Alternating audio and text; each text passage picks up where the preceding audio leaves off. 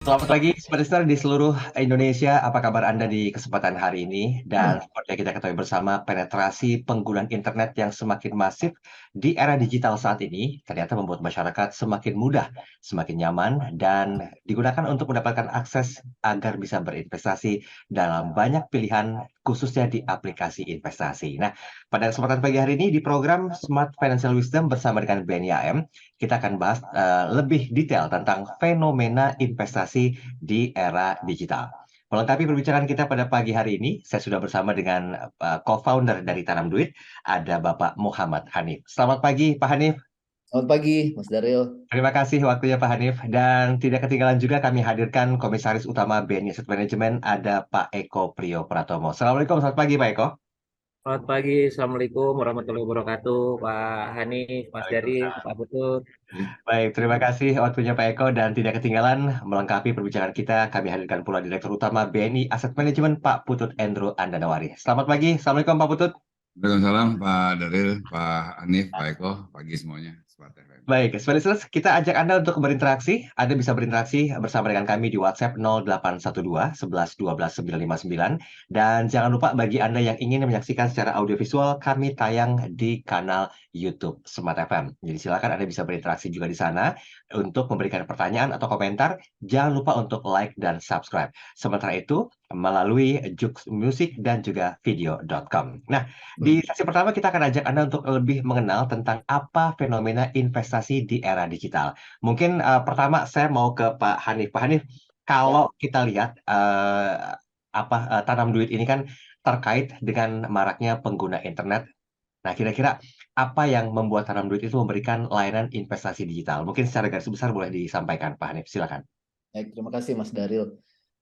Jadi saya ingin membandingkannya dengan mungkin 10 tahun atau lebih yang lalu ya. Kalau Ah, dulu orang-orang investasi itu harus datang ke bank, buka rekening, nah itu kemudian mengisi formulir dan segala macam ya. mhm, Nah itu akan butuh waktu mungkin setengah hari hanya untuk ngisi formulir. Nah, mhm. setelah adanya internet, di mana waktu itu dimulai dengan adanya online shopping ya. Ya, ya. Jadi orang-orang banyak yang mulai bertransaksi menggunakan internet atau juga Mhm, aplikasi.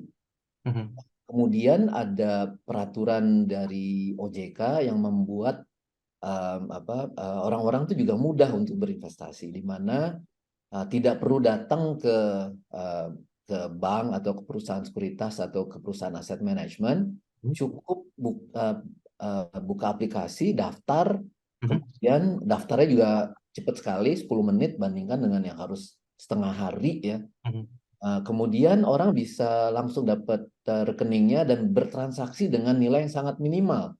Kalau dulu berinvestasi di kalau di reksadana dulu paling nggak tuh harus ada bunyinya jutaan rupiah ya kalau di bank. mhm, Tapi mhm. sekarang bisa dengan adanya internet atau aplikasi, ini orang bisa mulai bertransaksi dengan jumlah minimumnya 10.000 rupiah. Jadi ini kan suatu loncatan yang luar biasa gitu. Mhm. Kira-kira seperti itu. Oke, baik. Itu gambarannya. Mungkin kita perlu lihat gambaran dari perspektifnya Pak Eko. Pak Eko, kalau investasi dengan platform digital ini bisa berkembang di Indonesia, kira-kira pandangannya seperti apa? Prospek perkembangannya, Pak Eko?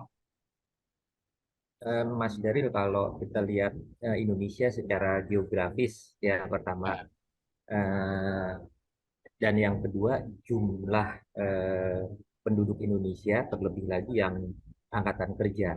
Ya. ah, Itu kalau menurut saya kalau tidak ada digitalisasi, ah, itu akan sulit ya kita untuk berkembang karena secara geografis perusahaan manajer investasi atau perusahaan jasa keuangan lainnya itu tidak mungkin ya hmm, untuk bisa hadir di seluruh pelosok ya, bukan cuma di kota-kota besar.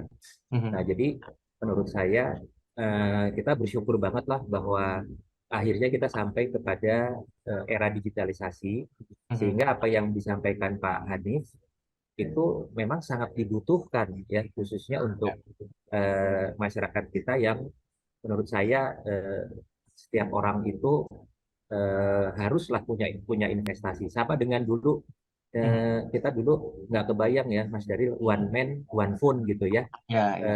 Ternyata bisa tuh. sekarang bahkan one man, two phone atau three phones gitu ya. Ya. Nah, investasi juga begitu. Jadi one man, one investment. Dan di dalam investment itu setiap orang tuh punya banyak kebutuhan. Jadi akan sangat menolong dengan adanya Ya. digitalisasi. Baik, baik. Ini menjadi sebuah fenomena berarti Pak Eko ya, khususnya investasi di era digital ya Pak Eko. Betul. Baik, baik. Saya izin ke Pak Putut. Pak Putut, ini sebenarnya kalau melihat beberapa statement tadi jelas dikuatkan Pak Hanif mengatakan ini sebagai sebuah kebutuhan, kemudian juga Pak Eko juga mengatakan sebagai sebuah kebutuhan. Pak Putut melihatnya apakah memang sebagai totally sebuah kebutuhan atau hanya sifatnya FOMO semata? Karena ya pasti setiap yang baru itu kan pasti ada masa untuk rotasinya, berganti lagi dengan yang baru dan ada beberapa pengikut-pengikut ya kalau kalau memang ini bukan sebagai sebuah kebutuhan. Pandangan Anda bagaimana Pak Putut? Ini jujur agak susah ya, agak bias gitu. Tapi kalau saya ngelihat mungkin kombinasi dari semua. Kombinasi dari semua dalam arti kayak tadi Pak Eko bilang demand-nya ada, kebutuhan masyarakat ada. Mhm, mhm. Pada sisi lain juga regulator itu juga melihat difasilitasi. Jadi ada peraturan dari Pak Hanif dari 1 juta jadi 10.000 buat seperti itu. Mhm, mhm. Aplikasi ini tiba-tiba memperluas jangkauan adaptasi. Nah, salah satunya mungkin naiknya gara-gara FOMO juga ada juga. Bisa Nah, dipikirin gitu. Tapi kalau saya balik lagi tadi statementnya Pak Eko bahwa investasi pemahamannya kalau saya lihat secara besar gitu ya, mhm. itu nggak cuma FOMO karena investasi yang saya lihat sekarang kalau lihat profilnya itu Mhm. nggak semata FOMO tapi menjadi kebutuhan. Jadi suatu kebutuhan para investor istilahnya mulai berpikir untuk masa depan. Jadi surprise buat saya bahwa tiba-tiba teman-teman milenial yang muda-muda itu sudah berpikir masa depan.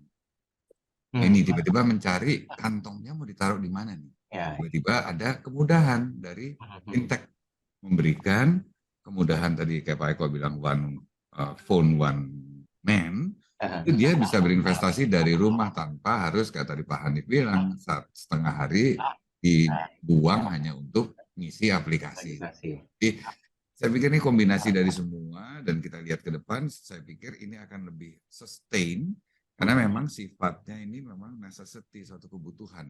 Nah, ini yang nanti polanya nanti akan bergeser seperti itu. Oke. Saya pikir Baik. adaptasinya sama dengan tabungan dulu, deposito itu juga sama seperti itu, cuman waktunya lebih cepat.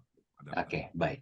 Baik, terima kasih Pak Putut. Ini baru sesi pertama, saya minta kesediaan dari masing-masing narasumber untuk memberikan potret atau gambaran besarnya. Nah, nanti di sesi kedua kita akan coba jabarkan secara detail apa saja sebetulnya esensi dari kemudahan investasi lewat platform digital, khususnya hari ini yang menghadirkan co-founder dari Tanam Duit yaitu Pak Muhammad Hanif dan bagaimanakah merespon hal tersebut. Terima kasih Anda masih bersama kami dalam program Smart Financial Wisdom bersama dengan BNI AM dan kita masih bicara masalah fenomena investasi di era digital ya. Tentunya bersama dengan 3 narasumber kami hari ini, Pak Muhammad Hanif, beliau adalah co-founder dari Tanam Duit, dan juga hadir Pak Eko Priyo Pratomo, Komisaris Utama BNI Asset Management, ada Pak Putut Endro Andanawari, selaku Direktur Utama BNI Asset Management. Nah, di sesi pertama memang sudah ada gambaran besar dari perkembangan terkini tentang investasi di era digital. Tetapi mungkin seperti yang disampaikan oleh Pak Putut Pak Hanif di awal tadi, maaf, bahwa ternyata kemudahan-kemudahanlah yang memang memberikan kontribusi hampir sekitar 80% dibandingkan dengan zaman-zaman konvensional kala itu. Nah, saya coba melihat dari perspektifnya Tanam Duit nih, Pak Hanif. Seperti apa sih kemudahan investasi yang bisa dilakukan atau didapatkan oleh konsumen melalui platform digital? Khususnya mungkin mengarah ke Tanam Duit sendiri, Pak Hanif. Silakan, Pak Hanif.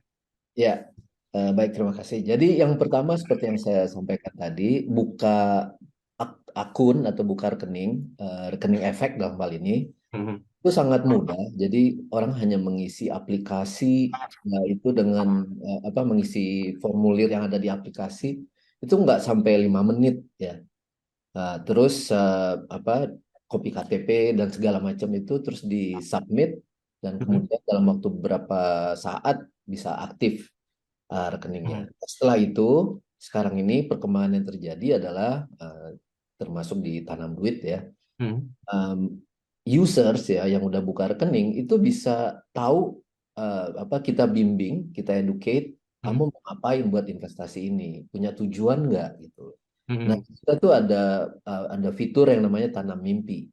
Jadi orang bisa menentukan misalnya tujuannya atau mimpinya apa, dana darurat, mhm, persiapan biaya pernikahan, mhm, eh, buat pendidikan anak, mau down payment KPA atau KPR, bahkan sampai pensiun. Dan masing-masing juga bisa bikin tujuan atau mimpinya sendiri. Nah, dari situ nanti dikasih tahu ya kamu butuh berapa nantinya untuk untuk mimpi kamu ini. Bisa diperkirakan. Semuanya bukan hal yang ilmu pasti gitu ya. Nah, kira-kira nanti kita bisa kasih tahu kamu risikonya, profil risikonya seperti ini. Untuk tujuan kamu yang jangka pendek misalnya ya, itu kamu bagusnya investasi di instrumen reksadananya apa? Misalnya reksadana BNI AM, Inspiring Equity misalnya, atau IDX 30 yang reksadana saham misalnya ya. Ya, ya. Jadi usersnya tuh jadi nggak ditinggalin gitu ya. Jadi begitu buka dia tahu dia harus ngapain. Set financial goals-nya, terus udah gitu dia bisa implement goals-nya. Habis itu dia investasi, besok-besoknya dia bisa monitor ya sampai itu jatuh tempo atau tujuannya tercapai gitu. Kira-kira seperti itu yang ada di kita. Oke, Pak Hanif, ini kalau dalam bentuk pendekatannya masih one on one atau by program yang sudah disetting untuk tinggal centang-centang saja atau bagaimana konsepnya, Pak Hanif? Ada yang harus diisi ya. Eh, kalau buat buka rekeningnya, tapi ada juga yang nggak harus diisi. Ya, jadi kalau untuk transaksinya itu banyak yang centang-centang, karena udah tinggal milih-milih aja kan. Ya, ya, ya, ya. Jadi misalnya tadi saya bilang memilih BNI IDX 30 misalnya ya. Kalau udah ada produknya, tinggal centrang, terus habis itu transaksi. Di situ begitu udah confirm transaksinya, terus habis itu kan harus bayar. Nah, kita pilih metode pembayarannya. Ada yang pakai e-wallet gitu ya, atau bisa juga transfer bank. Nah, jadi kalau pakai wallet itu transaksinya seamless. Kayak kita beli ini aja, kayak di e-commerce gitu ya. Pada saat bayar kan seamless. Tapi kalau pakai rekening bank, nah itu dia harus pindah. Ya, karena kita nggak punya akses ke rekening bank gitu. Sedangkan untuk beli produknya itu tinggal pilih-pilih aja. Tinggal centrang-centrang aja. Kita ada mungkin lebih dari 100 produk reksadana. Salah satunya yang dikelola oleh BNI AM, mitra kami gitu. Baik, baik. Terima kasih Pak Hanif penjelasannya. Saya beralih ke Pak Eko dulu sebelum nanti ke Pak Putut ya. Pak Eko, kalau kita melihat perkembangan dari setiap dari sebuah produk yang menghasilkan sebuah inovasi, ini kan nggak munafik juga kalau kita harus bisa melihat dari sisi resikonya, Pak Eko. Berkenankah mungkin Pak Eko melihat sedikit bagaimana kelemahan atau risiko yang mungkin dihadapi oleh para konsumen khususnya ketika bertransaksi di platform digital dan mungkin solusi seperti apa yang bisa diantisipasi untuk memitigasi resiko itu, Pak? Ya, kalau kita bicara risiko dalam berinvestasi, mungkin kita sudah bahas banyak ya, Mas Daril, reksadana maupun investasi yang lain itu semua pasti ada risikonya. Ya, tapi risiko itu bukan untuk dihindari, tapi untuk dikelola. Ya, justru kalau ada produk-produk yang bilang itu dijamin, kemudian tidak ada risikonya, nah kita mesti hati-hati. Bahkan kalau bisa ya udah jangan dilihat lagi gitu ya, karena semua produk itu pasti ada risikonya. Itu dari si produk. Nah, dari sisi kemudahan bertransaksi dengan adanya digitalisasi, kembali nih Mas Daril bahwa semua produk-produk yang dijual melalui platform digital itu penyelenggaranya, ya pengelolanya itu juga tetap harus mendapatkan izin dari OJK. Ya, jadi kita harus hati-hati ya. Kita sering dengar nih kayak online pinjaman online ya, itu kan banyak banget yang abal-abal gitu ya. Nah, khususnya kalau untuk platform digital, OJK juga sudah ada pengaturannya. Makanya kalau dari sisi reksadana ada yang namanya agen penjual reksadana online. Ya, mungkin Pak Hanif bisa cerita itu ada berapa sekarang ya apart online? Nggak banyak Mas Daril. Ya, jadi kembali lagi kita harus paham betul mengenai legalitas ketika kita bertransaksi dengan platform online ya. Yang nomor satu adalah legalitasnya. Ini untuk menghindari risiko. Ya. Yang kedua biasanya di dalam proses mendapatkan izin sebagai akun online, tentunya OJK itu juga sudah ada kriteria-kriteria termasuk dari sisi keamanan transaksi. Ya, jadi ini yang harus diperhatikan oleh para calon investor yang menggunakan platform digital. Oke, oke. Ini dua poin penting yang harus diperhatikan ya, terdaftar di OJK dan juga dari sisi legalitasnya ya Pak Eko ya. Ya, Baik, baik. Pak Putut, boleh kita melihat dari sisi keunggulan investasinya seperti apa dari platform digital ini secara holistik atau secara menyeluruh, Pak Putut? Ya, kalau saya lihat mungkin saya coba nempatin saya dari sisi investornya gitu gimana gitu keunggulannya. Tadi kayak Pak Hani bilang mudah satu gitu ya. Mhm. Tapi yang saya juga mungkin highlight di sini supaya smart listener juga ikut juga tahu itu istilahnya masuknya atau istilahnya uang pangkal sekolahnya itu terjangkau dengan 10.000. Oke, oke. Nah, ini yang saya pikir satu plus point karena kunci sukses investasi itu kan ya sesuai judulnya di prospektus atau di reksadana. Mhm. Ini juga istilahnya ada yang namanya pahami, nikmati. Jadi pahami dulu, nikmati. Pahami tadi Pak Eko udah sedikit nyinggung mengenai legalitas, Oke. kebenarannya segala macam itu. Nah, kita sebagai user tiba-tiba ya kalau ini dari istilahnya pelaku yang sudah terdaftar diawasi sama regulator harusnya lebih aman gitu ya. Dan kita tiba-tiba membuka resiko kita investasi belajar itu dengan 10.000 dulu. Mudah belinya tadi kayak Pak Hanif bilang dan kalau menurut saya bagusnya adalah tadi bisa pahami dulu, beli dan bisa nikmati. Nah, dengan kita mulai itu kita bisa belajar dan menikmati. Karena kalau kita nunggu, kalau zaman dulu itu istilahnya saya ingat investasi itu harus jutaan gitu ya Pak Hanif. Betul. Gimana kalau kita investasi harus untuk orang kaya jumlah besar, kalau kalah 1 juta pusingnya bukan main. Kalau ini dengan 10.000 itu kita bisa sisir. Unggulan lagi tadi Pak Hanif juga sempat mention dari sisi saya user, tiba-tiba di depan saya tuh dimungkinkan itu mempunyai pilihan yang beragam. Jadi kayak tadi Pak Hanif bilang, ini ceritanya Pak Hanif, apa namanya tanam mimpi gitu ya. Mimpi orang tuh macam-macam, nggak semuanya cuma pensiun aja. Tapi pada saat yang sama, saya bisa memiliki mimpi pensiun iya, sekolah anak iya, jadi keamanan saya itu lebih terjamin. Nah ini yang saya pikir apa keunggulan dari platform digital memungkinkan kita sebagai investor mendapatkan kemudahan seperti itu. Untuk tujuan akhirnya apa tadi belajar dulu karena kalau saya juga selalu cerita ke investor saya kalau mau belajar tuh uang sekolah mulanya dari kecil kita juga sekolah tuh kan tambah-tambahan 1+1 dulu baru nanti bisa akar-akaran gitu ya tapi maksudnya belajarnya dari yang mudah dulu. Nah ini yang saya pikir proses ini bagus jadi membuat para investor nantinya itu benar-benar paham atas tujuan investasi mereka dan sehingga dengan paham itu ujungnya diharapkan bisa menikmati dan ingat jadi pengalaman kita semua yang namanya belajar itu kan nggak pernah benar terus, ada salahnya. Nah investasi pun begitu.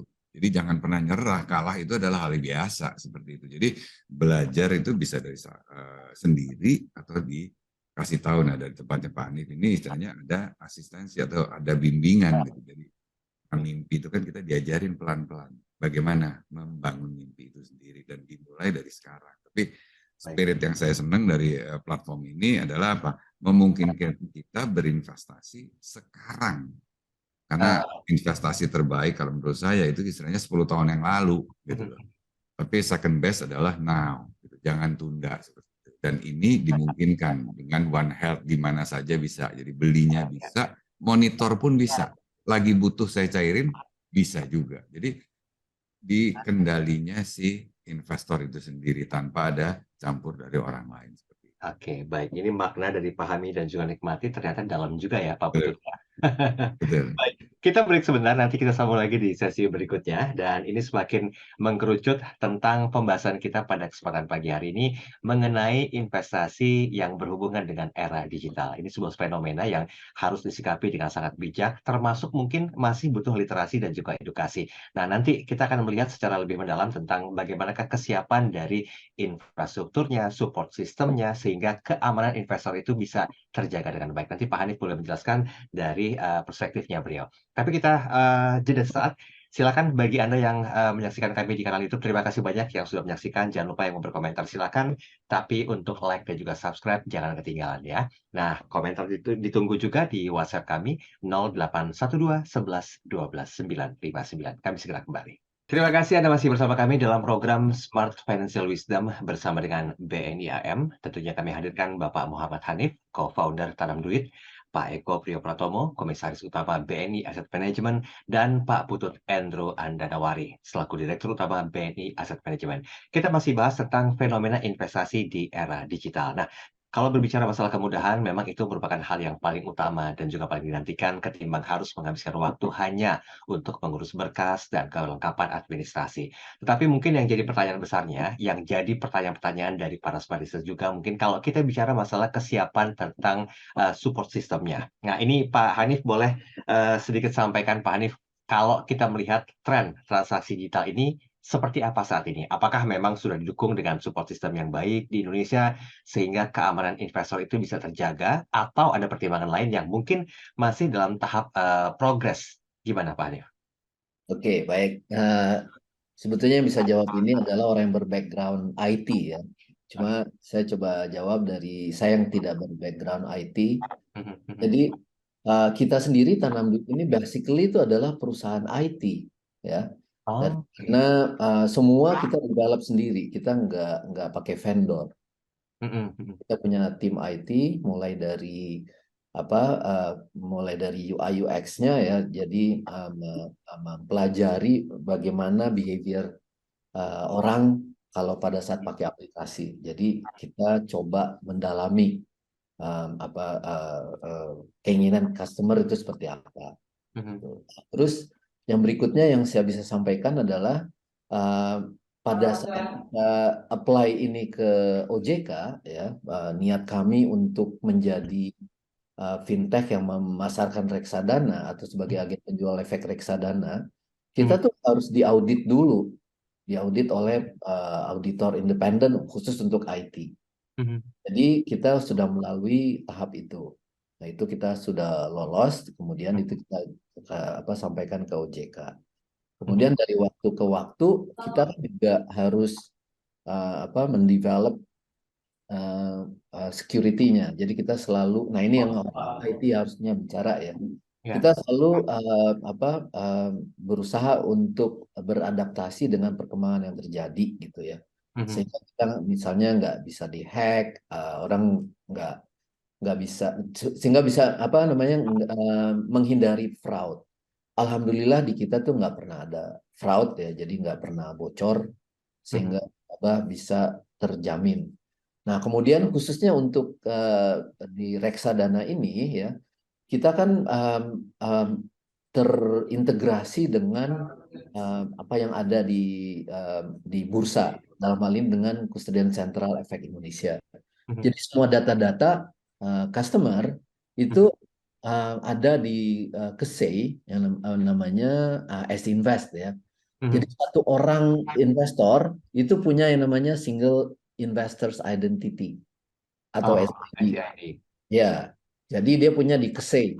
Ya, jadi kalau misalnya dia bertransaksi lewat Tanam Duit, dia punya tercatat di KSEI. Dia bertransaksi lewat platform lain, dia juga di record di KSEI. Semua datanya ada di sana induknya. Jadi in case kalau ada apa-apa di di pesertanya ini, semua data customer ada di KSEI gitu. Jadi itu juga sangat secure ya. Nah, kemudian yang lainnya untuk pembayaran atas produk yang dia beli itu ditransfernya ke rekening reksadana yang dia beli, tidak mampir di rekening kita.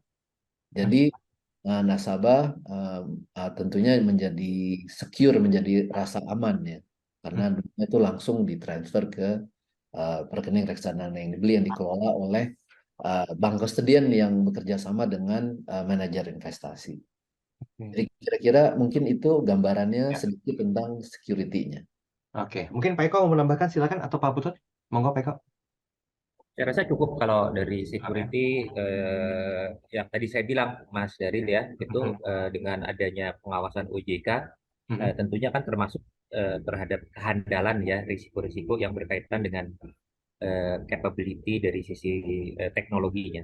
Oke, oke. Nah, ini yang berikut saya minta kesediaan jawabannya dari Pak Putut dan juga Pak Eko tentang jenis-jenis hal yang perlu diperhatikan. Karena memang para investor itu kan punya istilah kecocokan ya. Ini lebih cocok investor seperti apa gitu. Nah, kalau di platform digital ini biasanya itu lebih prefer ke investor yang seperti apa kira-kira Pak Putut? Tergantung ya, kalau saya pikir tipe investornya, kalau menurut saya sih, kalau lihat tiap partner kita tanam duit gitu ya, Aha. dia rasanya tidak membatasi Oke. investor seperti apa. Karena tadi dibilangin entry-nya atau istilahnya uang masuknya itu dari 10.000 sampai ke atas. Ya. Nah ini jadi kemana aja bisa. Nah sekarang tinggal tadi kayak Pak Hanif bilang, pilihannya mau kemana? Nih, tipsnya adalah kenali dulu diri sendiri. Kenali diri sendiri, kalau berinvestasi apa sih yang penting? Ini balik lagi basic investment apa sih? Sebelum invest ya pertama harus ada tujuan. Tujuannya harus sesuatu yang bisa jelas. Dan juga jangka waktu harus jelas. Gitu. Habis itu jujur mengenai tingkat risiko. Karena sifat orang itu kan dreamnya, ya mimpi saya juga sampai sekarang belum ketemu. Itu return tinggi dengan risiko rendah, nggak ada. Itu harus disadari seperti itu. Kemudian juga monitoring. Nah, ini yang kadang-kadang lupa, sudah beli diem aja. Ini juga kesalahan investor, harus monitor. Ini tadi untuk tadi kembali lagi supaya paham gitu. Kemudian juga selalu melihat kondisi lagi seperti ini, tujuannya sudah sampai atau belum kayak gitu. Jadi balik lagi ke kesiapan orangnya mau atau tidak gitu. Nah, platform itu tempatnya Pak Hanif itu kan memberikan peluang. Nah, kita sebagai investor mau nggak ngelihat, mau nggak milih, dan menurut saya mentalnya investor pertama kali apa? Nggak boleh takut salah gitu. Belajar dulu, coba belajar dari salah, baru maju seperti itu. Jadi lebih ke arah situ, kita coba aja dulu dari 10.000, tes dulu, lihat dulu sambil belajar. Tinimbang nunggu nanti malah telat semuanya. Itu kalau mungkin dari saya. Jadi investornya bisa beragam dari yang 10.000 mau sampai 10 juta terserah. Nah ini yang nanti kalau boleh saran saya adalah dari yang kecil dulu aja biasakan. Baru semakin paham semakin besar investasinya.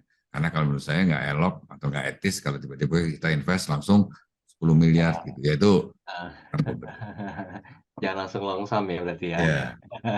Baik, baik. Pak Eko menambahkan, silakan Pak Eko. Cukup, Mas Daryl.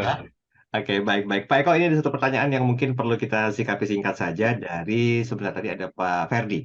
Kalau Pak Ferdi menanyakan begini, bagaimana Pak Eko dengan pengaturan keuangannya kalau ingin berinvestasi, khususnya di platform digital? Apakah sama seperti yang sering disampaikan atau ada pembeda? Ya, sebetulnya ada dua tipe orang berinvestasi, Mas Daryl. Ya, tipe yang pertama, mumpung punya duit, invest saja dulu deh, ya. Tidak terlalu memikirkan tujuannya untuk apa, jangka waktunya seperti apa, gitu ya. Namun hal ini membutuhkan orang yang sudah paham tentang risk profile. Ya, jadi kalau mau masuk saham, ya udah dia niat beli saham aja, belum tahu nanti untuk apa, berapa lama.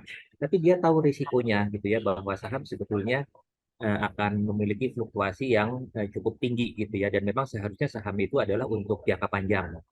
Ya. Nah, tipe yang kedua adalah yang memang goal based investing. Jadi setiap investasi itu dia punya tujuan. Jadi ada perencanaan. Ya. Nah, dari konteks perencanaan keuangan yang paling baik adalah yang disesuaikan dengan tujuan. Ya, jadi ada perencanaan untuk menentukan tujuannya apa, berapa lama, berapa target yang ingin dicapai, kemudian model investasinya adalah regular investing. Itu yang paling ideal, Mas Daryl. Ya. Tapi kalau belum tahu tujuannya apa, tapi sudah punya duit gitu, ya pelajari tentang karakteristik investasinya, ya produknya, sehingga dia tahu profil risikonya seperti apa, langsung aja invest dulu gitu ya. Itu yang mungkin tidak ada bedanya antara platform teknologi dengan yang manual atau konvensional ya, Mas Dari. Tapi intinya adalah bagaimana kita mempersiapkan supaya kita memahami juga ada risiko-risiko.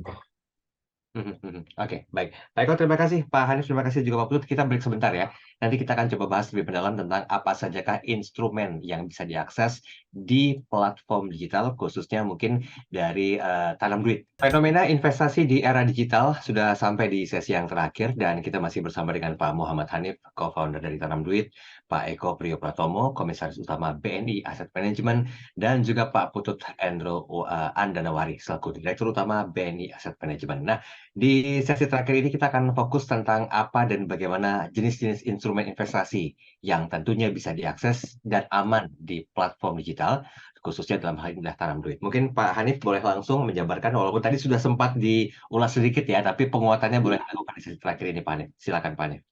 Ya, baik. Terima kasih, Mas Darul. Jadi kita di platform Tanam Duit, ide kita sebetulnya ingin menjadi platform wealth tech gitu ya. Jadi bagaimana mengelola uang supaya bisa menjadi sejahtera. Jadi di dalamnya tentunya kita ingin menghadirkan produk yang variatif. Nah, sekarang ini di kita sendiri untuk reksadana itu ada lebih dari 100 nama produk ya yang dikelola oleh 14 perusahaan manajer investasi, salah satunya adalah BNI AM sebagai mitra kami. Jadi nasabah-nasabah atau users itu bisa membeli bisa memilih-milih produk reksadana tersebut, di mana produk reksadananya itu juga untuk berbagai tipe risiko, mulai dari tipe risiko yang paling rendah ya seperti reksadana pasar uang, sampai dengan yang paling berisiko yaitu reksadana saham. Jadi nasabah-nasabah atau users itu bisa memilih produk-produk tersebut, walaupun di dalamnya kita juga kasih advice yang cocok untuk mereka, pilihannya apa saja, sehingga nanti mereka bisa memutuskan. Ya. Di kita juga ada banyak informasi mengenai produk, past performance-nya ada ya, jadi kinerja masa lalu dari reksadana tersebut bisa dilihat. Kemudian daftar atau portfolio dari satu reksadana itu juga bisa dilihat di situ. Jadi orang itu bisa belajar gitu, ini kira-kira risikonya seperti apa. Nah, selain itu kita juga memasarkan, kita menjadi mitra distribusi dari Kementerian Keuangan ya untuk surat berharga negara. Jadi users atau nasabah itu bisa membeli SBN ya, setiap seri kita ikut sebagai salah satu mitra. Itu sejak pertama kali dipasarkan di bulan Mei tahun 2018. Ya, jadi kita selalu aktif, apakah itu savings retail atau sukuk tabungan atau obligasi retail atau sukuk retail, kita selalu ikut. Nah, itu nasabah-nasabah kita bisa membelinya di situ. Selain itu kita juga ada produk protection ya, asuransi, tapi asuransinya yang asuransi mikro. Asuransi mikro itu ya seperti untuk kesehatan, untuk reimbursement kalau ke rumah sakit untuk penyakit-penyakit tertentu. Dan yang terakhir adalah kita juga reseller untuk emas fisik. Jadi kita jual emas fisik, jual beli emas fisik. Ya. Jadi nasabah bisa membeli dan juga menjual emas fisik. Kita sebagai reseller dari rekanan kita gitu. Iya, iya. Baik, baik Pak Hanif, terima kasih. Jadi saya berpikir gini loh Pak Hanif, bagaimana nih sebetulnya faktor keamanan untuk bisa memberikan perlindungan terhadap konsumennya. Ini Pak Eko boleh sedikit membahas hal ini Pak Eko. Kalau kita lihat dari sisi apa yang disampaikan oleh Pak Hanif kan itu kan banyak sekali ya, sehingga perlu satu bentuk proteksi keamanan guna melindungi konsumen. Apa yang perlu diperhatikan lewat platform digital ini Pak Eko? Ya, mungkin ini mengulang lagi aja ya, Mas Daril, karena kalau kita bicara tentang keamanan bertransaksi, sama sih. Artinya kita memang harus memastikan bahwa pilihan platformnya itu adalah yang memang katakanlah kriterianya satu legalitas yang sudah disetujui oleh OJK. Yang kedua tentunya juga kita melihat pengalaman ya Mas Daril ya. Pengalaman sudah berapa lama nih platformnya dan seberapa banyak eh, jumlah investornya itu kan menunjukkan kepercayaan. Itu kalau dari sisi keamanan bertransaksi. Tapi dari sisi risikonya, reksadana itu kan merupakan satu produk investasi yang memang sangat diatur oleh peraturan-peraturan OJK. Ya, jadi dengan kita memilih produk reksadana, sebetulnya kita sudah mengurangi risiko ya dibandingkan dengan instrumen-instrumen yang lain. Ya, jadi saya rasa dua hal itu menjadi pegangan ya buat semua investor, sangat penting untuk melindungi diri, dan balik lagi tadi yang Pak Putut bilang, pahami dulu sebelum kita menikmati. Jadi legalitas, profil profil risiko dari produk, dan yang paling penting justru Mas Daril itu adalah mencocokkan antara profil risiko produk dengan profil risiko pribadi. Ya, jadi kadang-kadang ini yang semuanya legalitas dipenuhi, memilih platform transaksinya yang memang sudah juga benar, ya, tapi kita tidak mencocokkan antara profil risiko kita, tujuan kita, ya, dengan produk yang kita pilih gitu. Jadi ujung-ujungnya kan yang namanya risiko kan orang menghindari kerugian ya. Nah, kira-kira begitu. Oke, baik. Pak Hanif, silakan mau menambahkan sebelum kita ambil konklusi. Oke. Sangat terbatas. Baik, terima kasih. Kalau tadi kan kita hanya bicara untuk nasabah retail. Ya. Nah, di kami ini juga kita udah punya platform, udah punya fitur untuk nasabah institusi. Jadi nasabah institusi yang non individu, ya, apakah itu UKM, ya UKM itu kalau lagi kelebihan uang, mereka kan biasanya taruh uangnya di bank ya dalam bentuk giro. Itu kan nggak dapat bunga, nggak dapat return. Nah, itu bisa ditaruh di reksadana pasar uang melalui platform kita. Dan mereka bisa beli reksadana pasar uangnya BNI AM. Jadi buka rekening di kita. Jadi duitnya nggak nganggur. Terus juga kayak yayasan juga bisa ya beli produk reksadana di tempat kita. Kemudian dana pensiun, perusahaan asuransi, korporasi gitu loh. Jadi kita tidak hanya menjangkau nasabah-nasabah retail, tapi juga untuk nasabah-nasabah institusi. Jadi cukup buka rekening di satu tempat di kita, terus mereka punya aksesnya banyak gitu loh. Itu yang perlu saya tambahkan. Oke, baik Pak Hanif. Kita waktunya terbatas, mohon izin. Jadi boleh kita ambil konklusinya. Saya ke Pak Putut dulu. Pak Putut, apa konklusi yang mau Pak Putut sampaikan? Nanti boleh ke Pak Eko, baru ke Pak Hanif closing. Ya. Satu aja tadi mungkin tambahan dari yang tadi udah dibahas semua, kemudahan, banteng gitu ya. Saya tadi ngajak juga coba supaya paham, supaya bisa nikmati mulai dari 1.000. Tapi juga mungkin satu yang perlu juga saya garis bawahi di sini kan, ini juga isi dari materi diskusi kita minggu lalu gitu, bahwa sebetulnya kita sebagai investor itu juga terlindungi loh. Ada peraturan yang saya pun harus tunduk, Pak Hanif harus tunjuk, itu yang kemarin ngobrol dengan Bu Buki, yaitu perlindungan konsumen. Nah, ini yang mungkin memberi keyakinan lagi ke investor bahwa kita sebagai investor pun dilindungi sama undang-undang. Tapi memang sebagai investor kita harus tahu hak dan kewajiban kita. Antara kami, saya, BNI AM, Pak Hanif, itu sebagai pelaku jasa keuangan juga memastikan bahwa semua itu ada. Jadi tadi Pak Eko sempat mention mengenai keamanan data, transparansi, equal treatment, kami harus lakukan untuk memberikan servis terbaik buat para investor. Seperti itu. Jadi jangan takut gitu, tapi balik ke Pak Eko, terdaftar, legal, itu yang paling penting. Baik, Pak Eko, silakan konklusinya, singkat saja. Ya, jadi kita manfaatkan ya digitalisasi ini, Mas Daril, karena penting banget setiap orang itu punya perencanaan masa depan.